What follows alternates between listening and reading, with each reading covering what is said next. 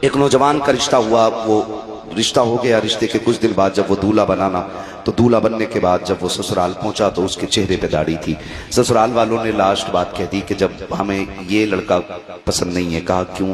ہمیں وہی چاہیے جسے ہم دیکھ کے آئے تھے۔ باپ نے کہا وہی تو ہے نا جسے آپ نے اپنایا تھا۔ کہا یہ وہ نہیں ہے۔ کہا کیوں؟ کہا کہ اس کے چہرے پہ داڑھی نہیں تھی۔ کہا پہچانو بیٹا وہی ہے۔ کہا ہے تو وہی، لیکن ہمیں داڑھی والا لڑکا نہیں چاہیے، اس سے کہو یہ داڑھی منڈا دے ورنہ ہم بیٹی کا نکاح نہیں کریں گے۔ جب اتنی بات کہی نا تو لڑکا دیکھتا رہ گیا۔ اس نے کہا ابا جی یہ کیا کہہ رہے ہیں؟ کہا بیٹے یہ انکار کر رہے ہیں، اگر داڑھی رہے گی تو نکاح نہیں ہوگا۔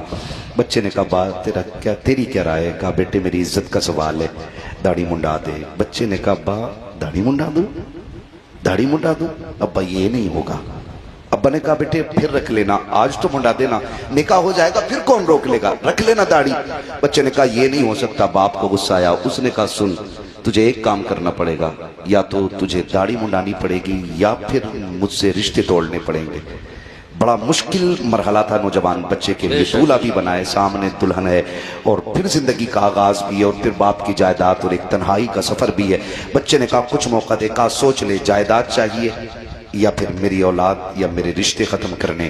بچے نے کچھ دیر نوجوان نے سوچا، پھر اس کے بعد صحرا اتارا، کچڑے کے ڈھیر میں پھینکا اور کہنے لگا ابا جا تیری سلطنت تجھے مبارک ہو، مدینے والے کی سنت مجھے مبارک ہو۔